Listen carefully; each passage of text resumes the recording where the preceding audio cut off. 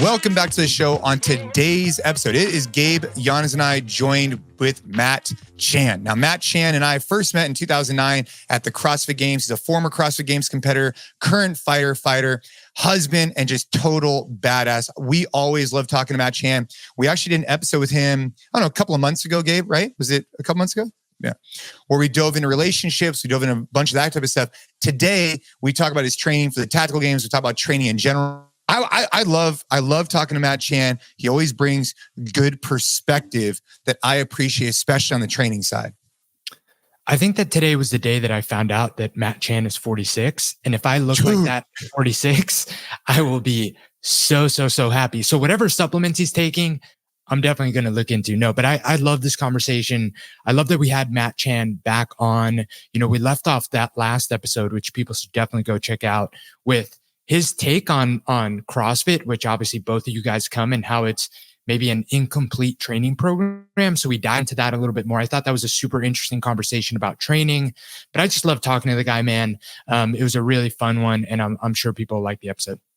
Absolutely. Well, as per usual, leave us a rating, leave us a review, share this episode with your friends, especially, you know, if you get, there's a ton of value to unpack here, but I'm particular, like when he spit off all the different peptides and the way that he talked about high intensity, I really got a lot out of that. I thought it kind of opened my mind in terms of CrossFit and the methodology itself. So without any further ado, let's dive into a great episode with Matt Chan.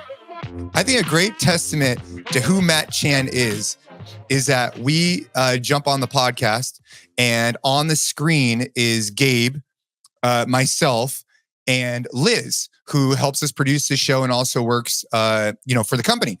And first thing Matt says is, "Hi, I don't know if we know each other. My name's Matt." I thought that was super polite, dude. I really appreciate it, and I apologize for not jumping in and introducing you first. So that's the kind of guy you are, though, Matt. Thanks.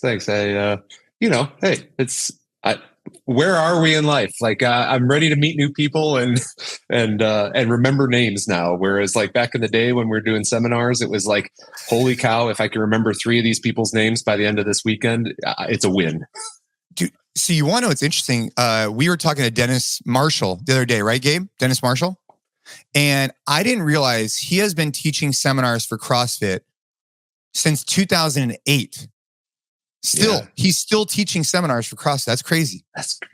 It is crazy. You know, I mean, but here's the thing about that stuff. A lot of the guys that we used to work with that still do that, you know, they're masters of their trade. Even though those things have probably shrunk in size, like I bet they're delivering a product that's way better than what we were delivering back in the day. Maybe not the same entertainment level, but, you know, definitely, probably stick to the script and hit timelines better than we did.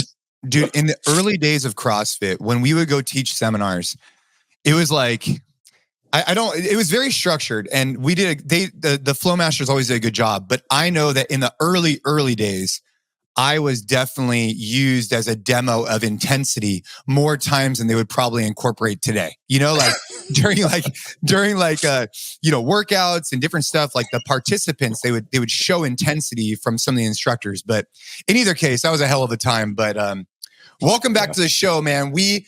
Gabe, where do we end off last show? Because I know you and I were like, bro, we got to get him back on and talk about the major question we asked, right? Well, I think it's also like our first repeat guest on the Jason Khalipa podcast. So that's pretty special. Thanks for having me. Yeah. It's cool having you back on. Where we left off at, it was really interesting because Jason likes asking this question to all our guests, and it's, you know, what's something that, you know, over the past 5 years you've changed your mind on, right? And it took you a little while to come up with your answer, but then it was, and what you said was that CrossFit is not a complete program. And I think we wanted to dive into that, at least to start a little bit more. There's a whole bunch of other things that I think we didn't touch on. I know you just competed in the tactical games. I know psychedelics is something that we kind of touched on last time that I think we can definitely dive deep into a little bit more. But just from a training perspective, what did you mean by that? And how has your training kind of evolved since, you know, being so deep in that game? Well, I'll just say from, anybody that's been to a level one, one of the things that they really impress upon you as you leave for the weekend is that CrossFit is constantly varied functional movements, high intensity. And that high intensity component is what makes the program unique, correct? So with that, there's a lot of definitions that talks about what is intensity, how to balance technique and intensity. So it is a large component, not only of the level one seminar, but also of the methodology itself. And that's not lost on me. And I do think it is a shortcut to results in certain areas. Where I think as I've grown older and have had to deal with the outcome of I think I'm at like 17 years now of doing CrossFit style workouts, or CrossFit only for a long period of time, is that it takes a toll on your body if you are doing that 6 days a week or 5 days a week.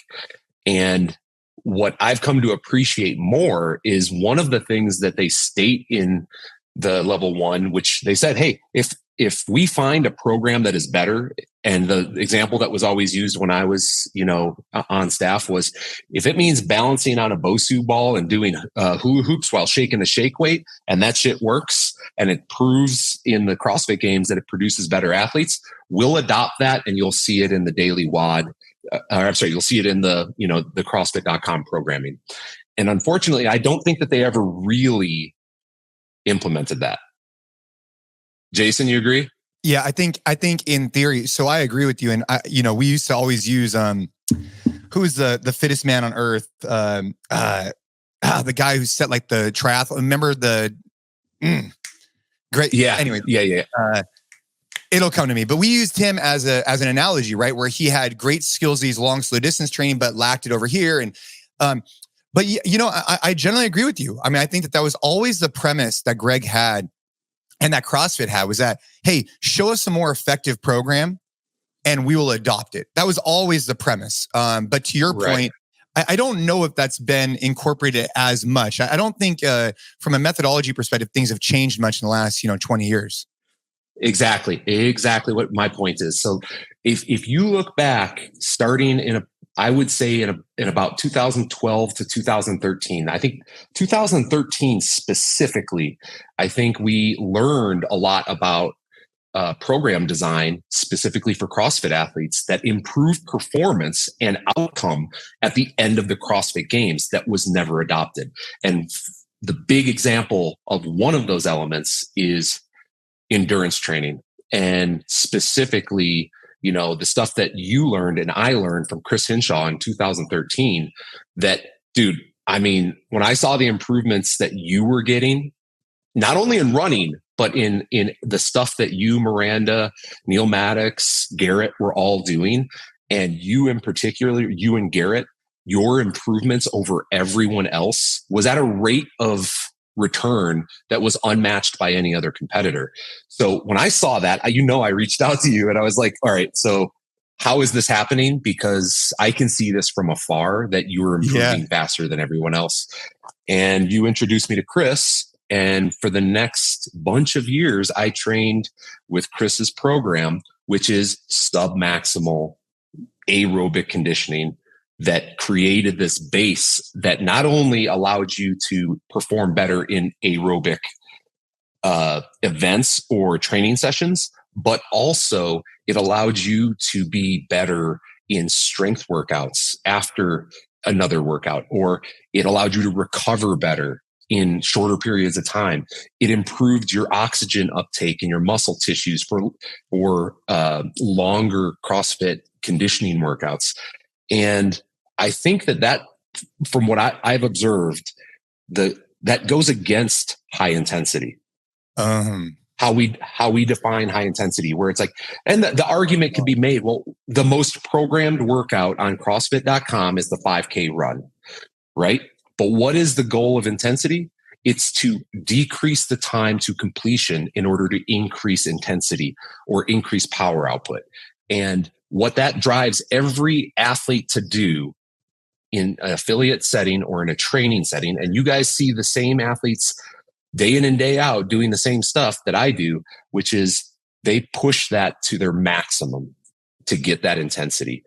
And what happens is, and this happened to me in those early years of training with Chris, was I would push well beyond my aerobic threshold, well beyond my lactate threshold, and turn this into like what would be like a zone 4 workout, which is missing the intention of creating aerobic base.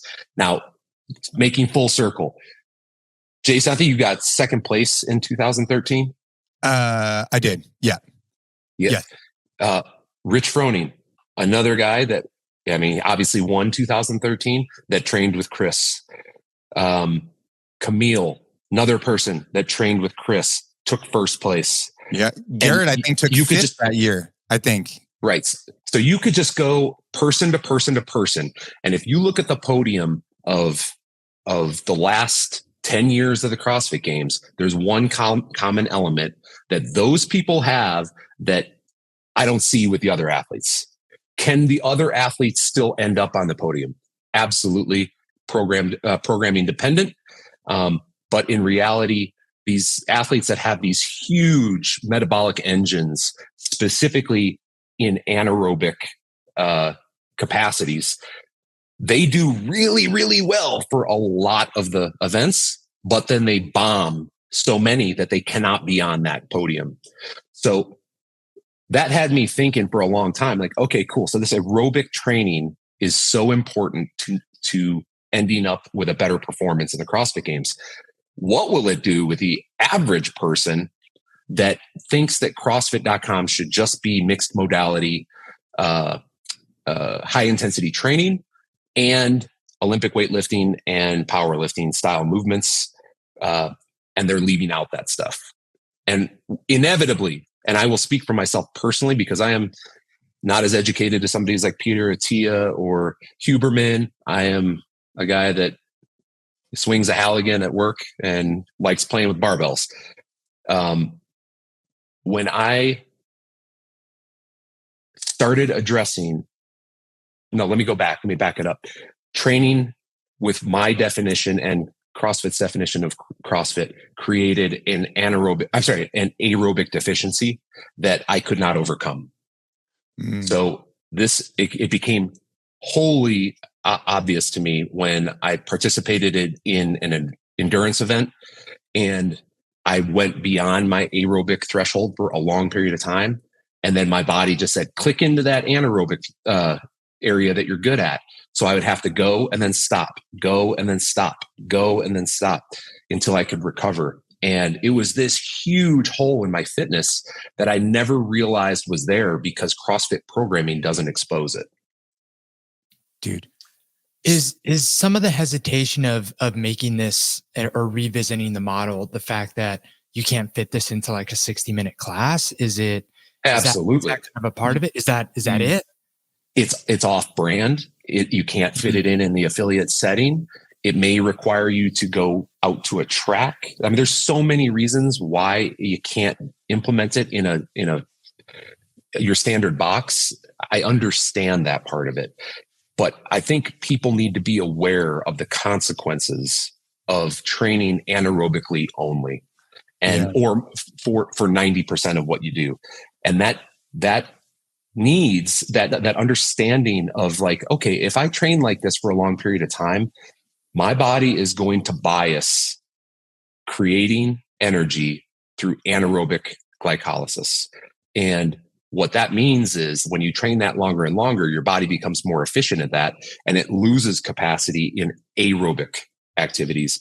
And you just need to match that up with your priorities. So to me, I started thinking, okay, where do I want to be at the end of my career? Do I want to be doing CrossFit in a gym? Or do I want to be going on, these long adventures with my wife, Cherie, or friends? Do I want to go on these long hunts with a heavy pack and be able to sustain that for a long period of time? And when I match that up, the CrossFit's definition that includes high intensity, which means power output, does not match up with my priorities. So I've had to add in 2 to 3 days a week of aerobic training specifically. And I think that's where, in my eyes, those two things don't match up. Does that mean that I don't understand why they do it? No, I get it. Their brand is high intensity and it's a very effective brand, and it does create very high levels of fitness. It's not the whole fitness that we preach that it was. Yeah. Matt, what does that look like for you right now? What do those 2-3 days a week look like? And then how are you rounding out the rest of your training on a typical week? Well, specifically right now, because I'm kind of prepping for 3 different mountain bike races starting in June. I am riding on a bike trainer, minimum 3, usually 4 days per week. And the shortest time frame is 1 hour and the longest time frame is 2 hours.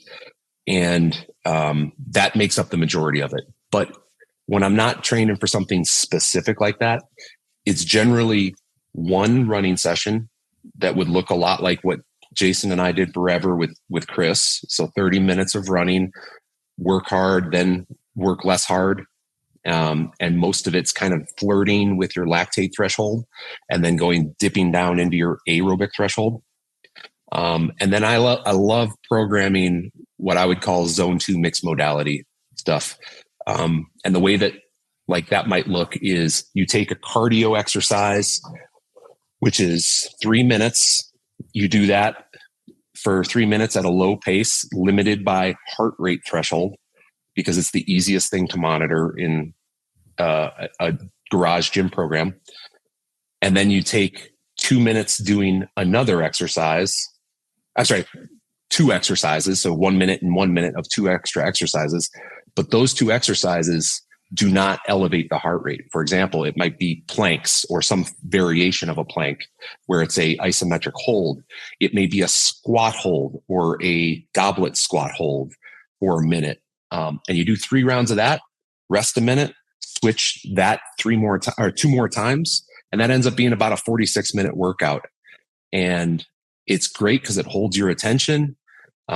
It's not super challenging where you feel at the end of it blown up. You feel actually well recovered, but also you're sweating. You got a good workout in and you moved consistently for 45 to 50 minutes. Yeah, almost an hour. I wrote down some notes here. First off, I want to talk about what bike race you're doing. But aside from that, I want to go back to this. We finished off last podcast asking what has Matt changed his mind about in the last 5-10 years? And to just going full circle, you said that CrossFit was an incomplete program. And the way you described it now, what I'm gathering from it has really hit home for me as of recently with what Gabe is interested in. So Gabe is studying Arnold Schwarzenegger and he's studying old school bodybuilding. And he's actually he has a picture of Arnold Schwarzenegger on his wall somewhere. But anyways, watch. He's gonna pull out the book. There it is. There it is. And awesome. So Gabe is really interested, and he programs our Flex Track, which is more like a functional bodybuilding. And I've been doing a little bit more of that as well. And what's been really unique for me incorporating into the flex training, and it kind of goes exactly what you're talking about, is that the goal of our flex training is like connecting the brain with the body, isolating a specific movement pattern or muscle group, and really trying to winning is like isolation, pump, and like expressing the movement at its full potential. That's winning. Versus winning, which is like in CrossFit idea, it's like work capacity. It's moving as fast as you can. And it's been difficult for me to go back and forth. So this morning I was doing some bodybuilding and I want to start, kind of kipping. I want to do all those things because I'm used to just get it done as fast as possible. And I think what you're bringing up is that when you add in this layer of constantly varied functional movements at a high intensity, I believe, gives phenomenal results to most people. Most of the time, it's the quickest way to get great. But I appreciate your expression of it where you're saying, hey, it can't always be that way. Otherwise, it's incomplete in this theory. It's kind of like saying, for me, because I never exposed myself to this isolation of bodybuilding, I haven't been able to express that as well because it's not a full complete package is I guess the point I'm trying to make from a bodybuilding perspective. Same thing with the aerobic side. So I appreciate that take, man. I actually agree with you. I thought that was pretty I hadn't looked at it the way you just said it.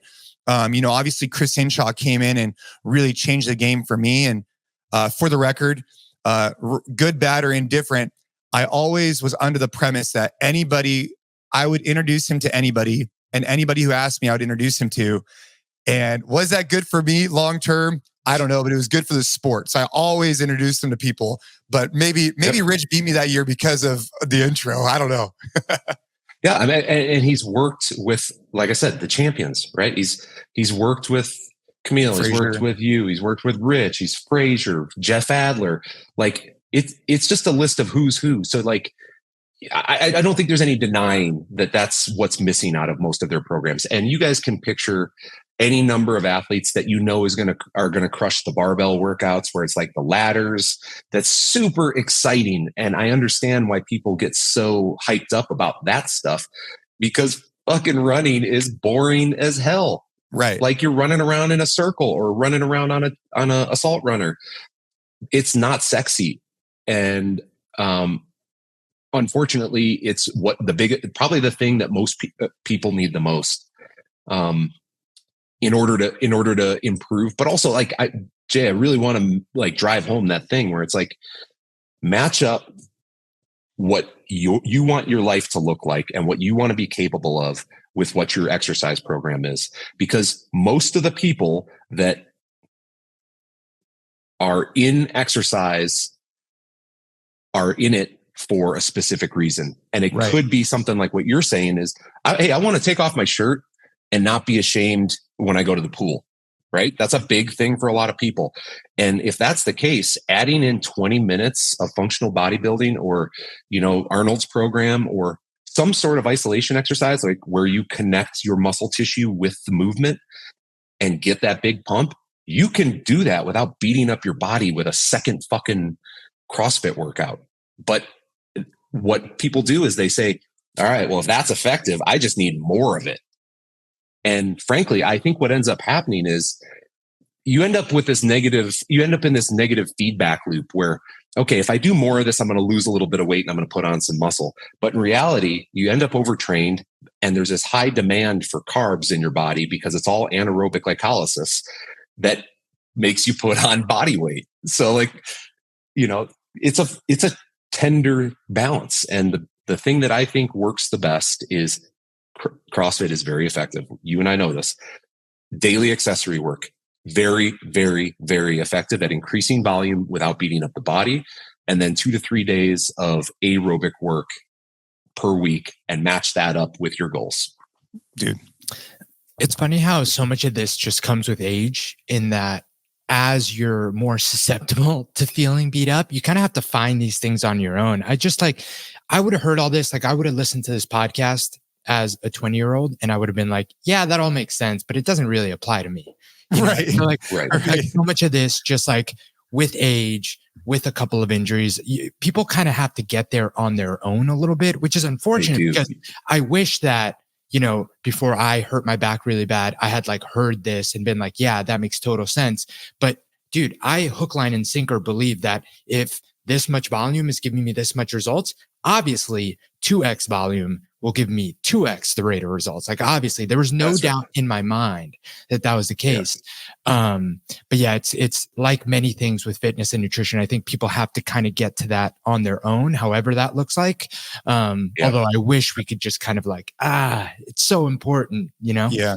I think you brought up a really good point though. I just want to make sure we like circle this, that like it is goal dependent, and your goals, I wouldn't say they're like dramatically different than mine, Matt. Like we have very similar goals. I think you do a more backcountry type stuff than obviously I do, but like you want to be able to express your fitness for long time domains regularly for the rest of your life. Like that's, if I'm like summarizing your goals, like for me, my goals are a little bit more anaerobic in terms of like, I want to look the part, I want to act the part, I want to be able to keep up with my kids, but I also want to be able to express it at those longer ranges, but just maybe not as much of a priority. So my training is probably a little bit more skewed this way. Like we're talking 20%, and yours might be 20% this way.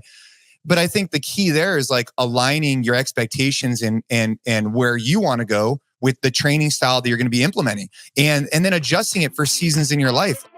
All right, guys, we're taking a break from the podcast to talk to you about the most exciting thing that we've launched at Train Hard in a while, and that is the Train, Protect, Provide collection that is now live on the Train Hard shop. If you've been listening to the podcast or reading our emails, you've heard us talk about these three words: train, protect, provide. These are the three pillars that are at the foundation of everything we're trying to do here at Train Hard. Train, pretty self-explanatory. We train hard to be prepared for anything life is going to throw our way.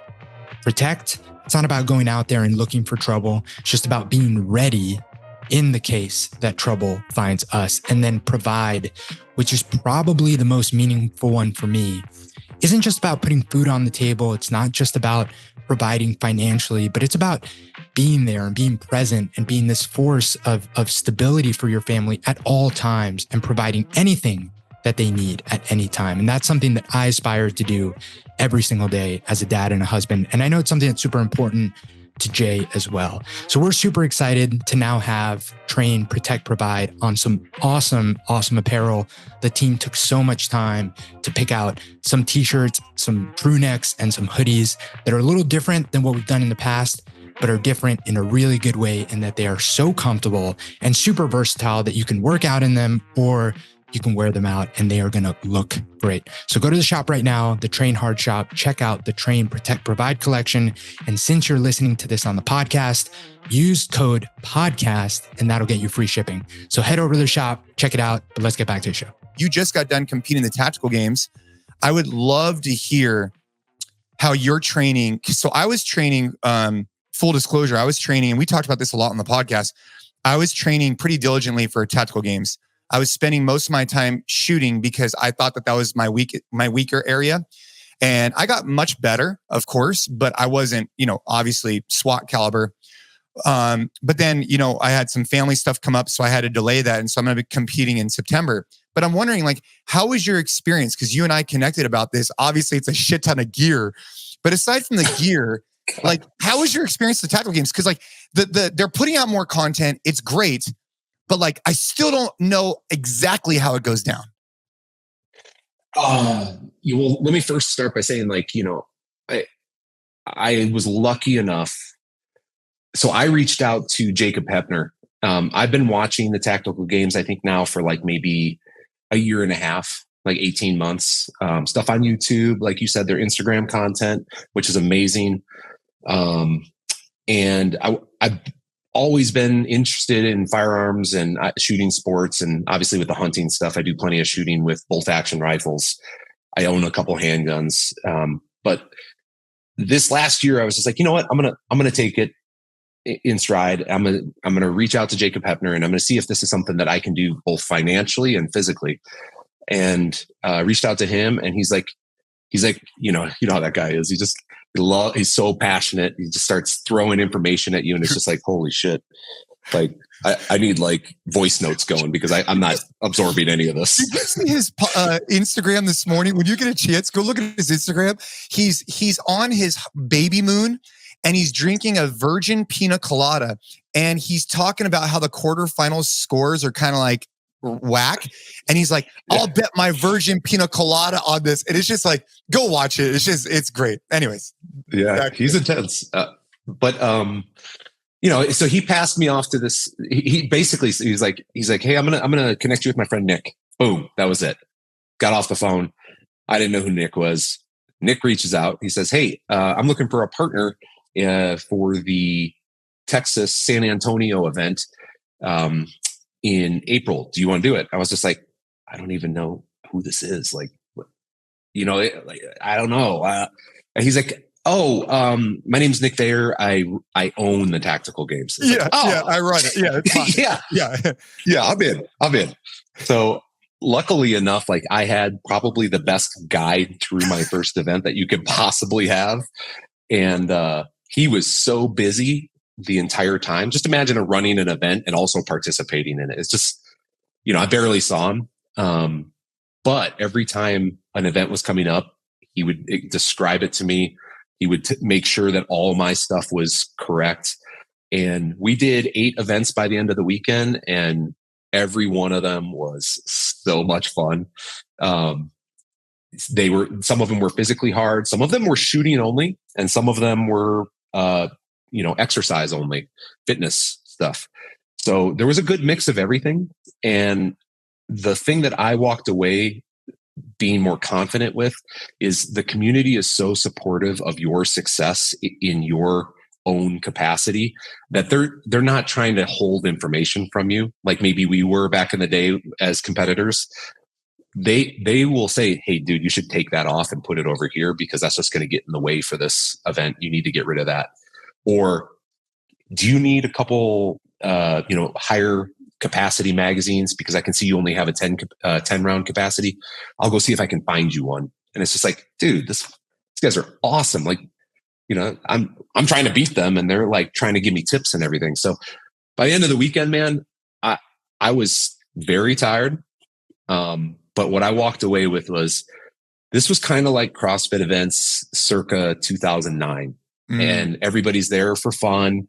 The level of competition is, even though it's high in the moment, it's generally supportive, and people will go out of their way to make sure that you're having a good time and also a successful weekend for where you're at. So, the YO Ranch is another thing I should mention. The YO Ranch, which is where it was held, was amazing. It was like an African zoo. I mean, it was insane. We're running around on a ruck. There was a 5.2 run with a rucksack. And we ran by zebras. I mean, it's just the whole time. It's like, what in the hell is happening here?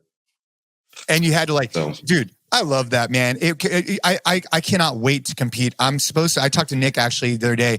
I'm supposed to be competing in September. So I'll let you know. But that's really, I'm really happy to hear you had a great experience. I cannot wait to do mine.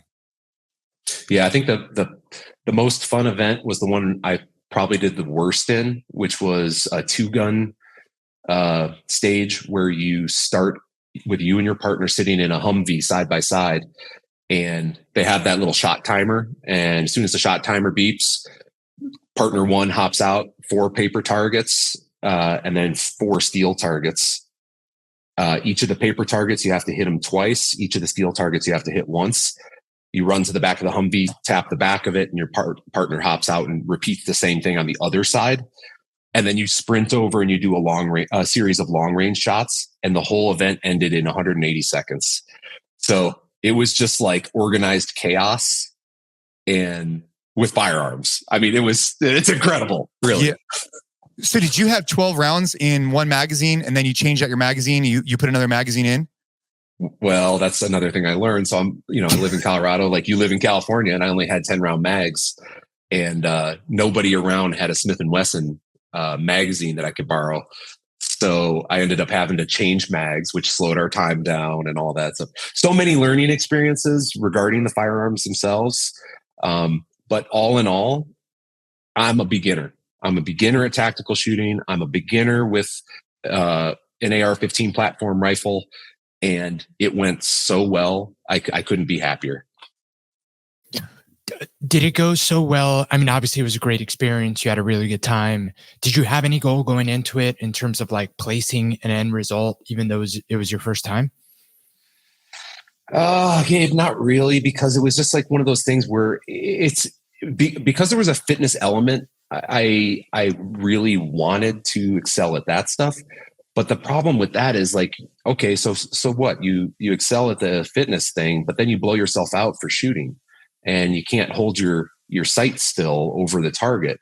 And that happened to me a couple different times where it's just like you're trying to breathe and recover, but you're also trying to shoot at 100 yards, and all you see is your sight going like this, and it's just like, come on, land on it. It's like, all right, well, I guess I'm gonna hold my breath here for 10 seconds. So it was really fun. It's definitely a learning experience, and I'd actually like to go again as an individual now that I have a grasp on how the event runs itself. And honestly, I've accepted the fact that I'm not an elite level fitnesser anymore. I'm kind of in the middle of the road. I like that. So I'm thinking about maybe doing the master's level. I'm 46 years old. That puts me dead center in the 40 to 50 age group. And I think that might be a good place for me for the next event. Dude, well, I'll reach out to you offline and we'll see about September, because I was talking to, it's in Utah, I believe. Yeah. What event, you and I definitely have this in common. I think, like, I love having things that I'm striving for. And obviously I love grappling. I love jiu-jitsu. But the tactical games have been really fun. It's been a little hard only because, I've been dry firing a lot, but it's hard because you have to make time for the range, and especially rifle ranges around here, like getting out to a couple hundred yards is tough. I got to go to Dave Castro's ranch. But I had a question for you on two things. Are you looking at the Total Archery Challenge, number one, and number two, how long of mountain bike rides are you getting ready for? Because I may or may not be interested in doing that with you, depending on where it's at, what it is, and that. Yeah. Yeah. So start with the mountain bike thing. Like, the first event that I'm doing this year is in June. It's something I've wanted to do for a long time, called the Bailey Hundo. And it's a 100K mountain bike race. It doesn't have a ton of elevation gain. It's like, if I remember right, I think it's like 6,000 to 8,000 feet of elevation gain across those 60-ish miles. But 60 miles and the area, I'm familiar with the area. So it's a good kind of entry point for mountain bike racing for me this year. And I've been riding since November to kind of prep for that one. But the overall goal is I'm on Team Mayhem for the Leadville this year. Or the Leadville 100 or whatever it is? Leadville. Yeah. Yep. Leadville 100. Oh, yeah, because you helped Rich with that last year, right? Yeah. So this will be my second time doing it. I was in his pit crew last year at one of the aid stations. Sheree and I were. And it just fired me up to see him do so well. And he asked if I wanted to do this one on his charity team. So raise the money to enter into the charity team. And that one is, I think, August 7th. So that's the overall goal this year, is to be prepared for a better finish than my first finish in the Leadville 100. And that's got 12,000, if I remember right, I think it's 12,000 feet of climbing. So basically double what this first one is. And you're a pretty high elevation time, right? Yeah. So it only dips under 10,000 feet for like a half mile. Yeah. So it's a very high in elevation event. The highest point, I think, is 12,200 or 12,700, one of the two. And, you're sucking thin air. It's, I mean, whether you're from Colorado or whether you're from Cookeville, it's the altitude gets everybody.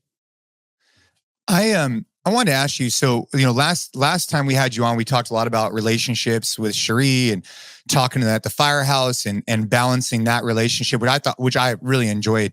I have a question on training, and because we're on this kind of, we're on this journey, might as well finish it out with this concept. What supplements are you currently taking? Because yesterday we had a buddy of mine, I think JP, Jarrett Perlmutter. Mm-hmm. JP, remember the former owner of Brick? And dude, he lifted up this bag of, dude, I cannot describe to you how many supplements he had in this bag. And so I'm curious, what type of supplements, if any, are you taking right now? And what have you found useful? Because while we're on this show, Gabe will probably Amazon and order them to his house, depending on what it is. Yeah. I could go in the drawer and figure it out, but the big ones are the staples that I think most people are quite aware of. So vitamin D, I take 10,000 IU of vitamin D every day. 5 grams of EPA and DHA fish oil. That's been, for those two, those have been years upon years of taking that. Magnesium, I take a lot of magnesium malate every day. Helps with cramping, makes me sleep better. CoQ10, all the stuff that, like, for me is longevity based. I take a bunch of that stuff. Because I'm a little beat up, especially, like after this event that I just did down in Texas, I take a couple peptides. So I take, BPC 157, at a recommended dosage that you can find online. I take, something called melanotan 2, and I have very low melanin secretion. So like if I'm out in the sun for too long, I get burned up, all my skin flakes off, and then I get burned up again the next day. That one helps me for this summertime stuff, be out in the sun without ending up with melanoma, basically. So I take that a couple times a week. And then I go on again, off again with a couple other peptides that help with healing. So like I have pretty damaged meniscus that I go in and I do stem cells and platelets for regularly. And I take one called TB500 that helps with wound healing. So when I get those platelets injected into my knee, the TB500 helps utilize that stuff better. And I see better results in those injections. So the combination of BPC and TB500 have been amazing for me. And then I take a few herbal testosterone support supplements that, you know, guys like Huberman have talked about, that help me, you know, put off the timeline on which, you know, TRT is likely for me. And I get my blood tested every 6 months to just kind of see where it's at, and they are effective. But you know, it ends up being a lot. Like, I mean, we probably spend $200 to $300 a month on just me for supplements. It's so funny. It was a lot of the same things that JP had, and JP really wanted to talk about peptides. We just ran out of time. I don't know. Can you talk? Yeah. Can you talk? I don't know anything about peptides. Like I just wrote down TB500 and I had heard the other one. What was that? 157 or something like that? Yeah. BPC 157. Yeah. I've been taking that since probably like 2017, I think. And what that really does is, well, I'll tell you what I experience.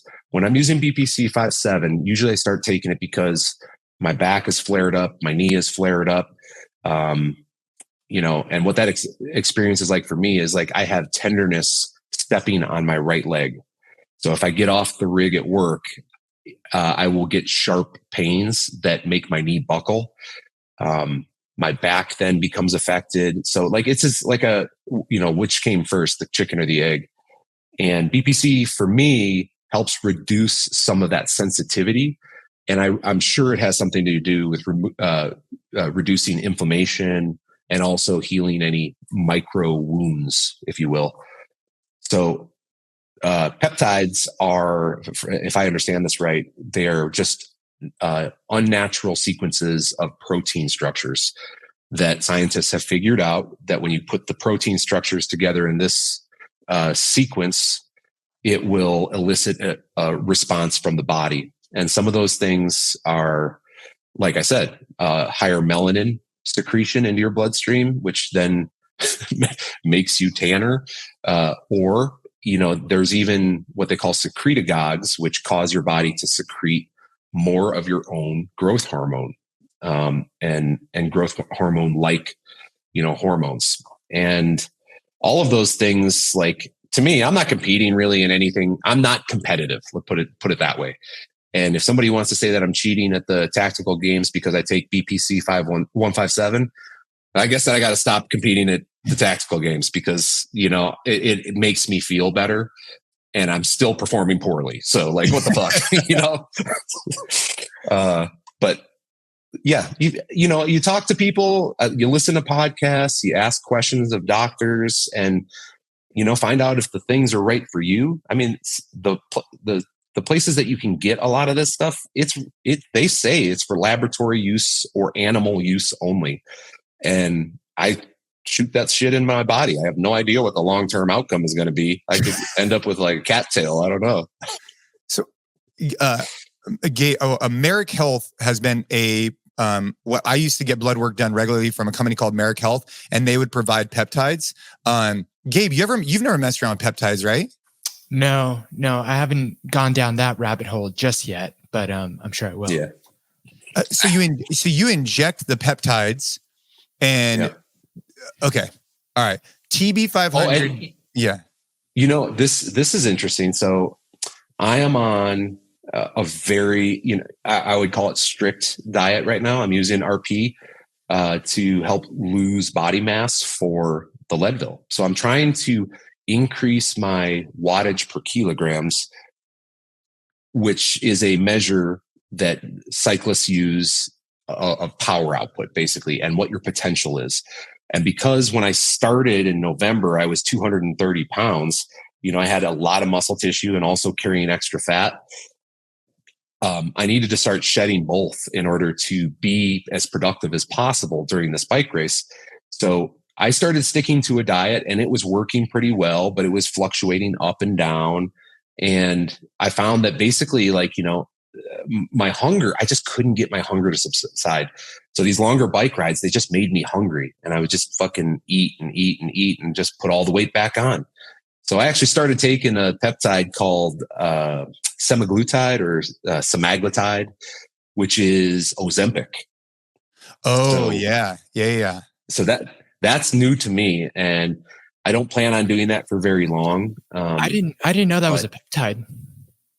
It is. It's a peptide. Oh, wow. Yes. Okay. Yeah. There's another one. Whatever the other brand name is, it's like Wegovy.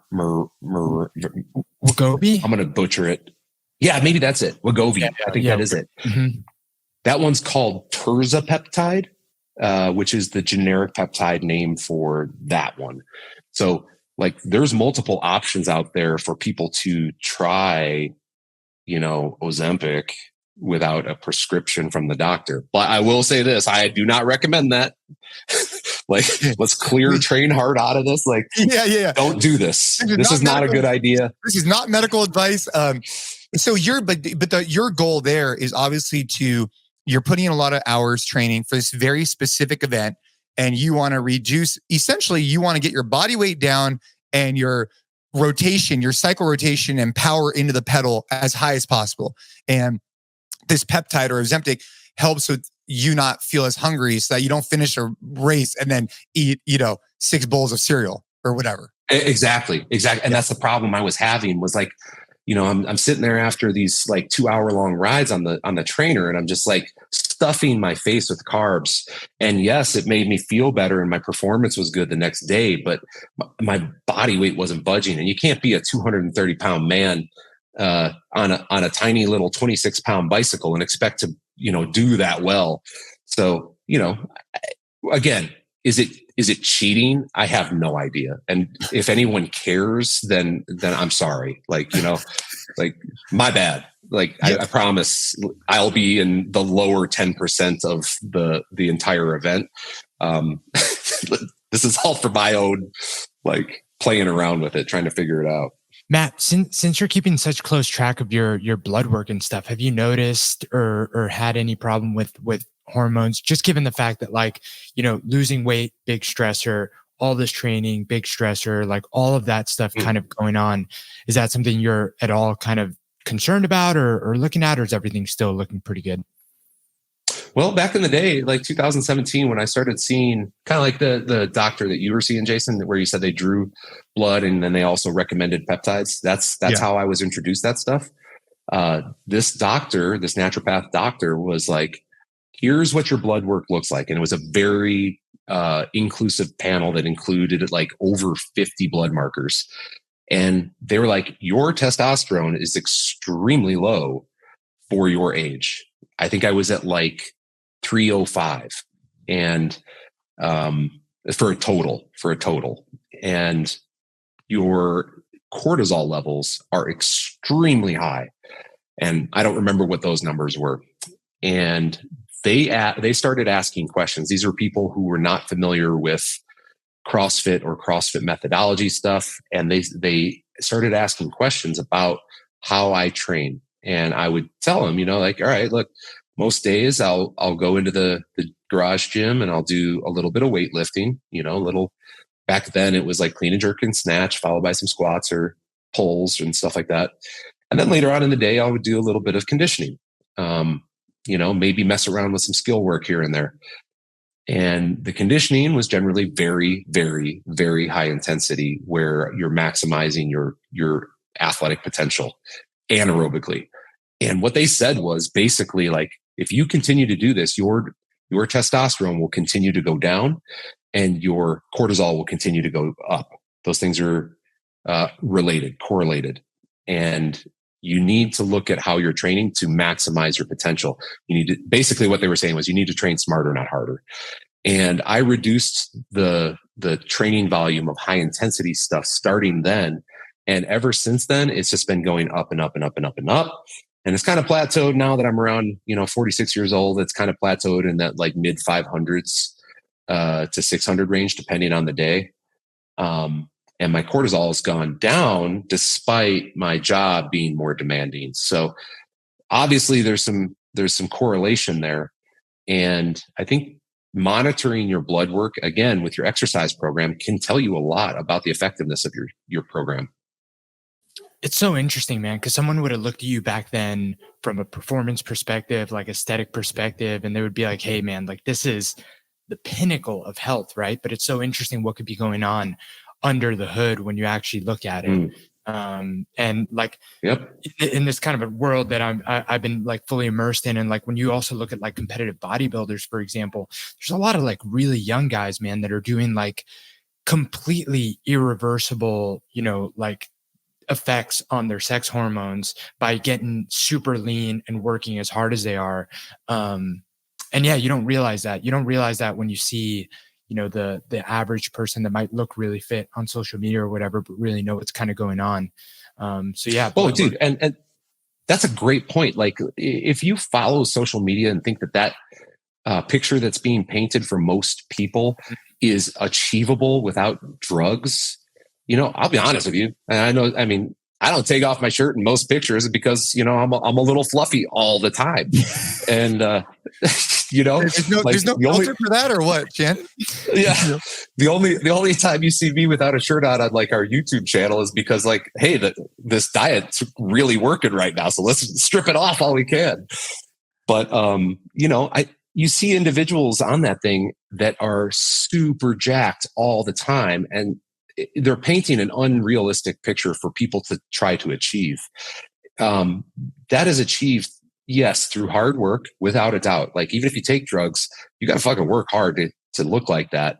You have to watch your diets very closely.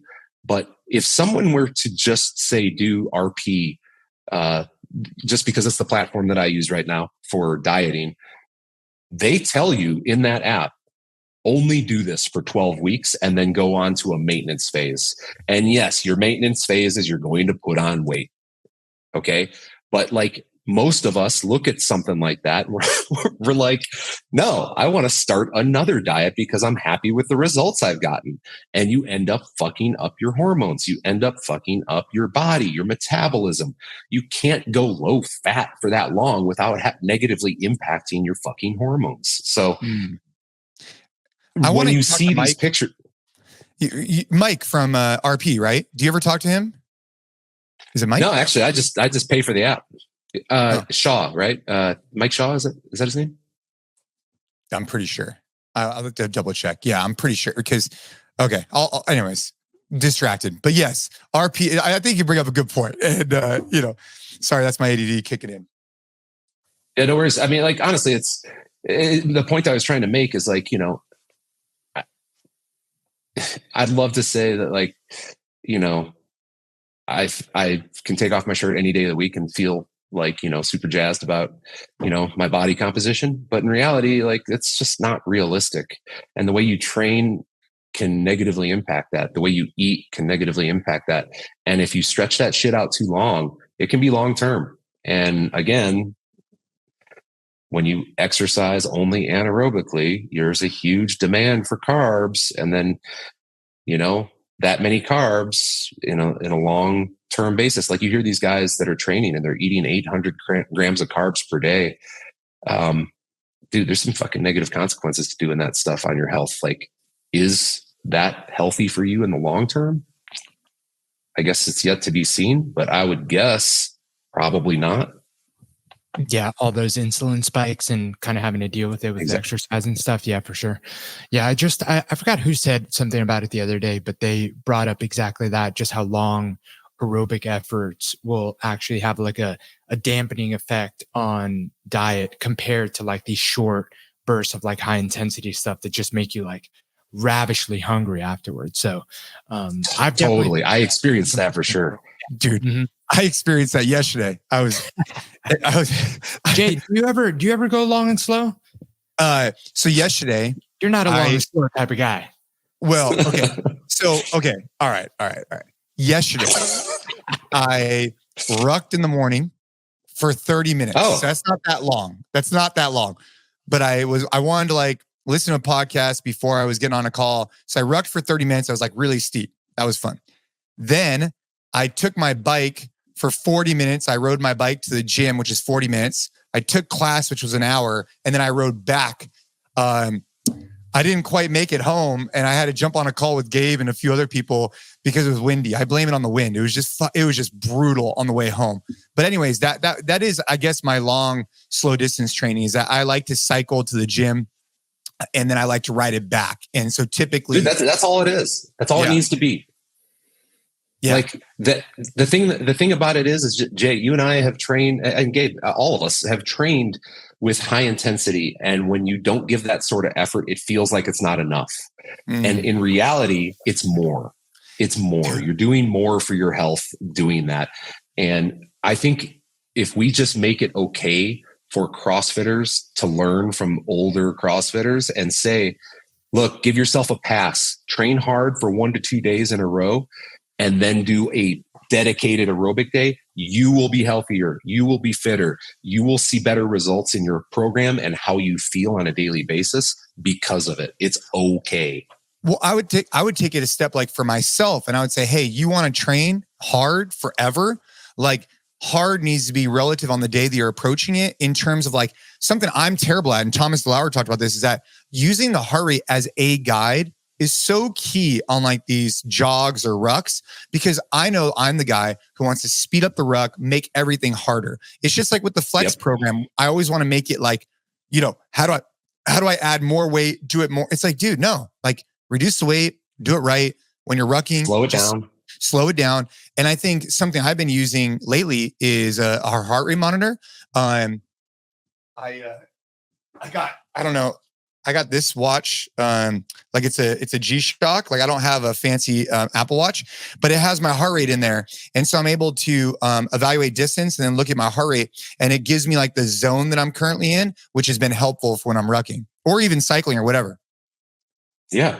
I mean, all of that stuff is true. And I think the big takeaway for me out of that stuff has been, it's okay to give yourself a pass. Like just because the effort is submaximal, movement is magic, and like your joints are going to feel better. You're going to get an aerobic benefit out of it. You're going to burn a shit ton of stored fat as well as blood fat, and all of that stuff is going to make you healthier. And then when you come back after that session, your next high intensity day will feel more productive.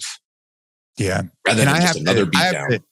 I think those are wise words, and they also carry over to jiu-jitsu really well. In jiu-jitsu, it's the same thing. You got to have days where your RP is lower and your RP is higher, and you got to be able to adjust. And I think that for a complete program, especially depending on what your goals are, like having that long, slow distance, I think is key. Same thing in jiu-jitsu, right? You got to have some days where maybe you just flow rolling and you get a ton of benefit out of that. It's just hard when you've been ingrained for so long, and like success is just like, it's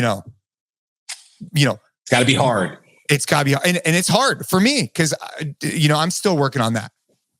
Well, and you guys hear the same personalities, again, influencers, and see who people respect. And they're basically saying, don't be a fucking pussy all the time. Go harder, go do more, go do this, go do that. Hey, sleep in, guys. Fucking sleep in. Like, all that stuff is like, like I'd love to just tell everybody, go against the grain sometimes too, and just say, hey, don't wake up at 4:30. Wake up at fucking 9:30. Let your body recover.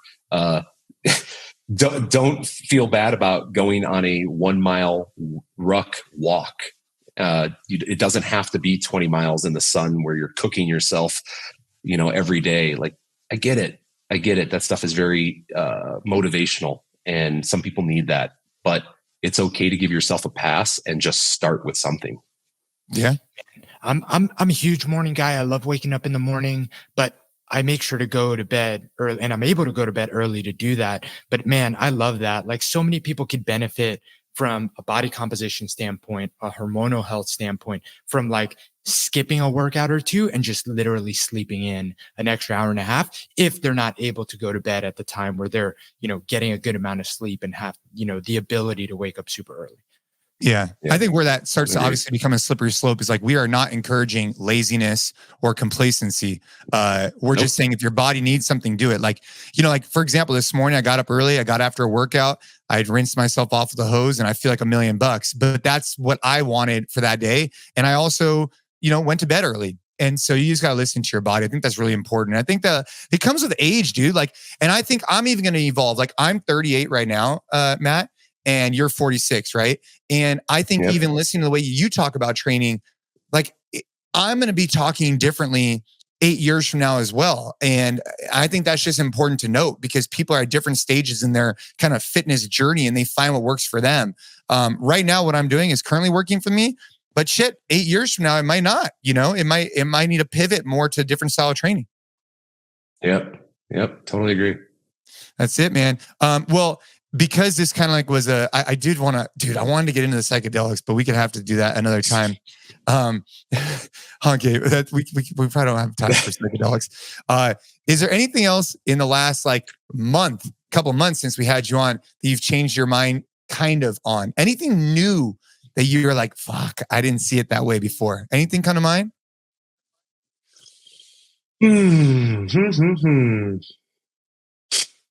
Tactical Games had to have done something for you because I'll tell you what, man, the first time that I was with Nick there and I thought that like my shooting was on point and he put me through this thing and I couldn't see through the scope and I just saw black because I was doing different angles. It got me so frustrated that like it changed my perspective on how easy it is to shoot a rifle long range. But how about you? Yeah. All right. How about this? Going down to that competition was very humbling because there's a lot of great shooters. There's a lot of great exercisers. Like the combination of the two is where it really gets unique. And I would say that what's changed my mind is holding myself to this standard that I have to perform well at everything I do rather than just participate. And participating in this last event, I don't know if I let Nick down. We really haven't talked about it, but just participating in it was so much fun. And I have decided, that like afterwards, Sri and I talked, it's just like, I just want to participate in more events. And it does not even necessarily tactical games. I just want to do more events of things that I was afraid to try because I wouldn't perform well. Mm-hmm. So we've talked about doing that. And I think it's something that we're going to move on. Man, that is so good. That is so good. And it's something that me and Jason both talk about, like not being really good at, which is like just not wanting to take that chance because like, it's going to be something I'm not going to be good at. I love that, man. Dude. Yeah. I mean, it's hard because like you guys are, you're known for your fitness. So like you show up at a event, there's an expectation for you to perform.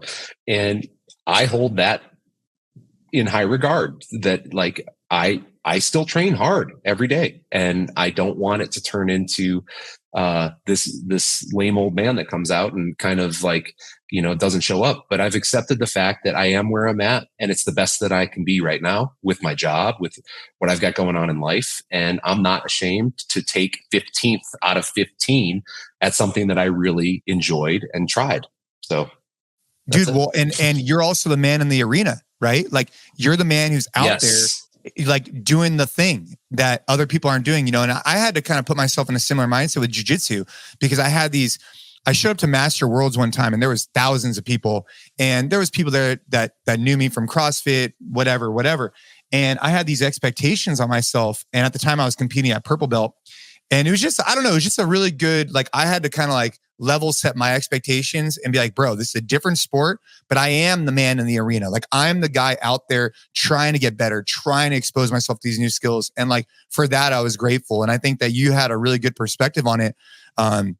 It's got me, I want to go do a total archery challenge. I want to go do a tactical games. I want to go do all these different things. I just got to prioritize which ones to do.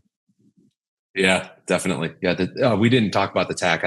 It is on the list, like to do one of those events. I don't find it as appealing as the firearms thing, because like, don't get me wrong, I love shooting my bow and all that stuff, but like there's something about the firearms that's just so exciting. Dude, it's like firecrackers. You're playing with firecrackers. I know that's not a good, responsible thing to say, but like, that's how I feel about it. I'm never going shooting with Matt. No, I'm just kidding. I love it, man. Well, dude, I really appreciate you. Every time we talk, I don't know, man. It just puts me in a good mood. I feel like I could take on the day. I feel like your perspective is always unique. I'm going to go look up these peptides. I just don't know much about them. And I hope that if there's someone listening who wants to sponsor Matt Chan on his supplement, his supplement, save this guy a couple $100 bucks, help hook a brother up. I'll send a message to the guys over at Merrick Health. But aside from that, Gabe, any kind of closing remarks here? No, man. Appreciate you having me back on. And I'd love to hear how the Leadville goes. That's such a cool race. I used to be really big into cycling. I remember watching the why am I blanking on his name? The Lance Armstrong documentary on him doing it. And, Race Across the Sky. Race. Oh, dude, cool. So cool that you're doing it. I'm looking forward to seeing how it goes. Hell yeah. Well, thank you everybody for listening this long. We appreciate you. We appreciate Matt for being on the show. Just like as always, go back, check out the other shows. There's ones with Gabe and I. There's ones with a bunch of different guests.